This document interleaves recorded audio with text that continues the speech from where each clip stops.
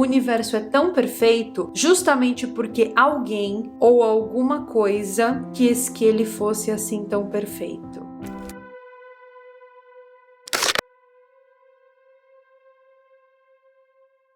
Alguma vez você já se perguntou por que o nosso universo é tão perfeito? Não, tia Neide, eu não estou falando sobre isso, eu estou perguntando de verdade. Porque o nosso universo realmente é tão perfeito, mas tão perfeito, que se você parar para prestar atenção, você perceberá que ele não pode ter se formado apenas por um mero acaso. Eu estou falando de um lugar inteligente, de um cosmos consciente, algo que é difícil demais para ser ignorado, mas afinal de contas, por que o nosso universo é tão perfeito? Presta atenção em tudo que eu vou te falar aqui dentro desse vídeo hoje, porque eu tenho certeza que as informações que eu trarei farão a tua mente explodir, tal qual o Big Bang. Tinha um cara lá no passado chamado Richard Feynman, e ele foi um dos maiores físicos do século XX. E ele tinha um número específico que o atormentava. Nos anos 1940, enquanto ele trabalhava para entender como que os elétrons interagem com a luz, trabalho esse inclusive que lhe rendeu o prêmio Nobel, ele se deparou com uma constante misteriosa. Esse número parecia estar no coração da realidade, que sustentava as equações de sua teoria, a eletrodinâmica quântica. Era um número chamado de constante de estrutura fina, um valor próximo a 1 dividido por 137. O Feynman, ele dizia que todo bom físico deveria colocar esse número na parede e ficar olhando para ele como quem contempla um enigma. Mas de onde veio esse número? Ele se perguntava. Bom, 70 anos depois, ninguém ainda sabe responder. E nós não sabemos por que esse número e não outro número. Nós sabemos apenas que, sem esse número, nenhuma equação funciona, nenhuma explicação se sustenta. É como se fosse um segredo impresso na própria tessitura da realidade do nosso universo. E esse aí não é o único mistério não, tá? Porque o universo está cheio, lotado, abarrotado de constantes da natureza. Eu estou falando de números fixos, valores que não podem ser deduzidos apenas através da matemática. Eu estou falando de valores que precisam ser medidos e descobertos na prática. Valores esses que são os blocos fundamentais do nosso universo. Valores que dizem como esses blocos do cosmos interagem. Eu tô falando de como elétrons repelem outros elétrons, de como a gravidade mantém planetas em órbita, de como os átomos seguram seus elétrons, como o núcleo de uma estrela se mantém unido. Enfim, alguns desses números, são bem famosos, tipo a velocidade da luz, a constante de Planck. Já outros são bem mais obscuros, como os acoplamentos de quarks ou as forças no campo de Higgs. Mas todos esses aí têm algo em comum, porque sem esses valores, sem essas constantes, a física não funciona. Então, se a gente olhar para dentro de nós mesmos, nós percebemos como esses números moldam cada detalhe da nossa existência. E, ao descascar as camadas da vida, nós vemos primeiro órgãos, depois células, depois moléculas, depois átomos e finalmente nós encontramos as partículas fundamentais, que são os prótons, os nêutrons e os elétrons. E esses, por sua vez, são compostos de quarks. E tudo isso só existe porque as constantes da natureza têm exatamente os valores que têm. É tipo aquela coisa,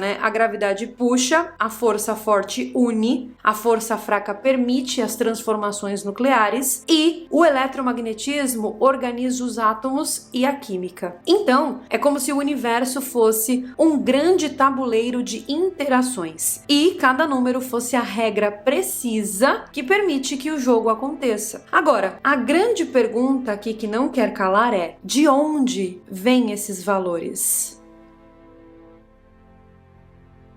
O universo precisava ser assim mesmo? Ou nós poderíamos imaginar outros cosmos com outras regras, outros números? Bom, o que acontece é que a ciência adora brincar de e se. Então eles ficam: e se a gravidade fosse mais forte? E se a massa do elétron fosse diferente? E se a velocidade da luz fosse menor? Bom, essas mudanças, mesmo que pequenas, elas levariam a consequências radicais. Porque se a gravidade fosse mais forte, as estrelas queimariam seu combustível muito rapidamente e não daria tempo para a vida se desenvolver. E se a gravidade fosse mais fraca, talvez a matéria nunca tivesse se juntado em estrelas e galáxias. Se a massa do elétron fosse maior, a química deixaria de funcionar e o universo seria apenas um gás estéril. Se o quark down fosse mais leve que o quark up, o universo teria se enchido apenas de nêutrons inertes, sem átomos, sem moléculas e, por consequência, sem vida. Então, esses ICs, eles revelam algo muito assustador. Eles revelam que a maior parte dos universos possíveis seria deserta, fria, sem complexidade e sem vida. Mas o nosso universo não. O nosso universo parece estar milimetricamente ajustado para permitir estrelas, planetas, moléculas e até consciência. E é isso que os cientistas chamam de ajuste fino da natureza.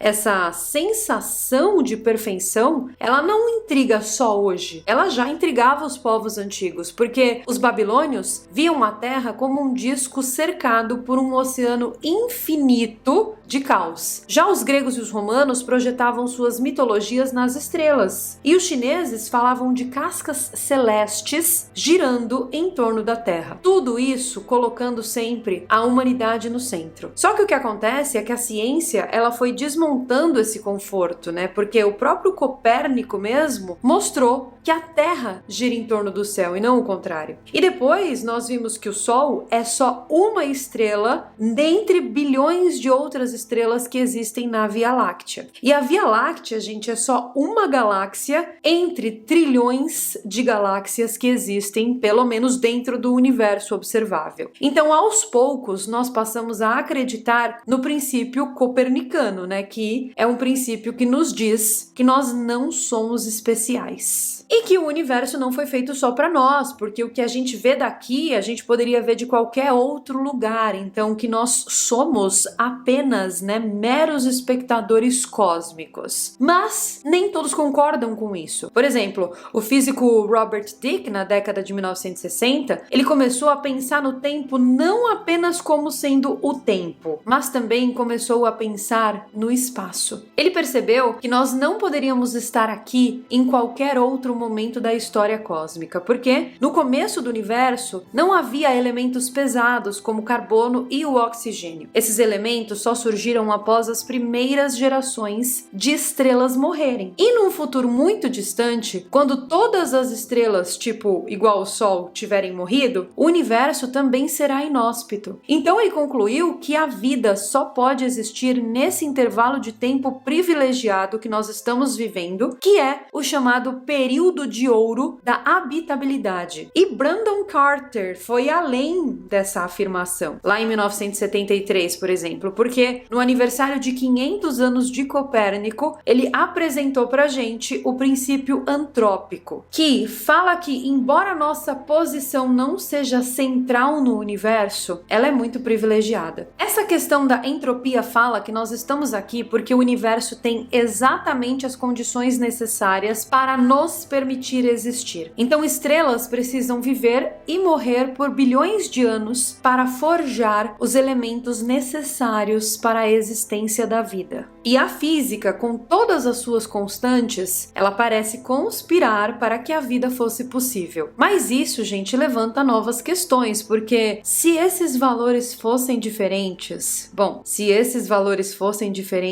a coisa seria muito feia pra gente. E os cientistas testaram esses valores diferentes em supercomputadores, criando universos sintéticos. E por incrível que pareça, quando eles alteram só um pouquinho todos esses números e todas essas constantes, quase sempre surge um resultado bem bizarro, tá? Um universo sem galáxias, sem estrelas e, por consequência, sem moléculas. Eu tô falando de universos mortos. Ou seja, eu tô falando que se a gente alterar só um pouquinho esses números, se a gente tirar essa precisão, automaticamente o que nós temos são universos mortos. E o nosso universo, ele é o contrário de um universo morto, né? Ele é um oásis de complexidade. Ele é um mar de possibilidades vazias. Então, como que a gente consegue finalmente explicar essa perfeição? Bom, aí que tá. A gente não consegue explicar, mas há várias hipóteses, porque alguns acreditam que esse ajuste fino é feito através de uma inteligência ou até de uma divindade que escolheu esses valores para que a vida pudesse florescer. Outros falam em uma simulação. Dizem que o nosso universo talvez seja uma simulação criada por supercomputadores, tipo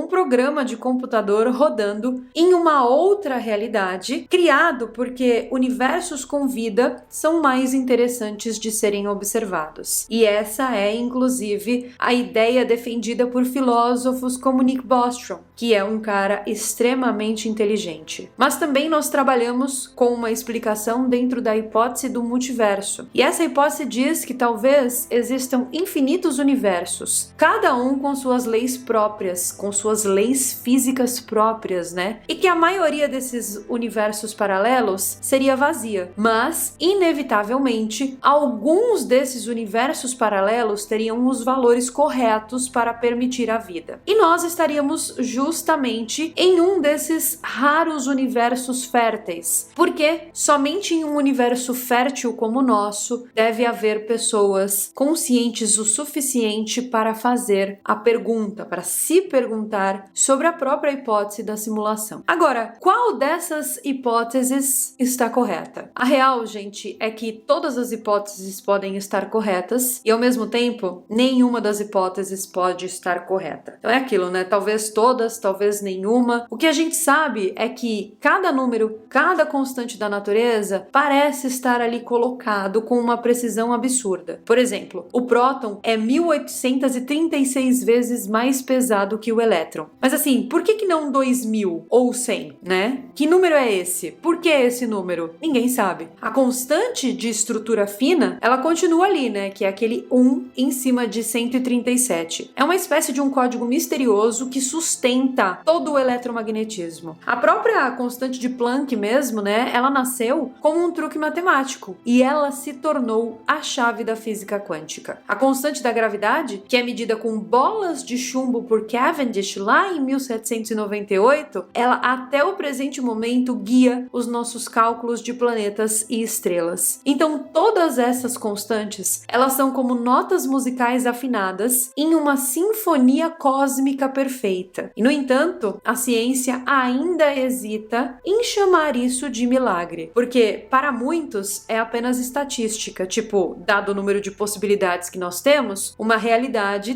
teria que ser a nossa. Para outros, é evidência de algo muito maior, algo que escapa do acaso. No fim, talvez o mistério seja exatamente esse. A pergunta aqui não é só como nós estamos aqui, mas sim por que nós estamos aqui. Porque o universo, ele até parece ser indiferente, ser vasto, ser frio, mas ao mesmo tempo, ele é exatamente do jeito que ele precisa ser para que as estrelas brilhem, para que as moléculas se unam, para que os olhos se abram e contemplem o céu. E nós sabemos que nós não somos centrais, claro, mas talvez nós sejamos inevitáveis dentro desse equilíbrio improvável. E quando a gente pensa nisso, né, quando a gente lembra lá do Feynman, encarando aquele número na parede, aquele 1 sobre 137, a gente entende o peso dessa pergunta. E o universo acaba sendo tão perfeito porque talvez ele não pudesse ser de outra forma. Ou quem sabe, o universo é tão perfeito justamente porque alguém ou alguma coisa quis que ele fosse assim tão perfeito.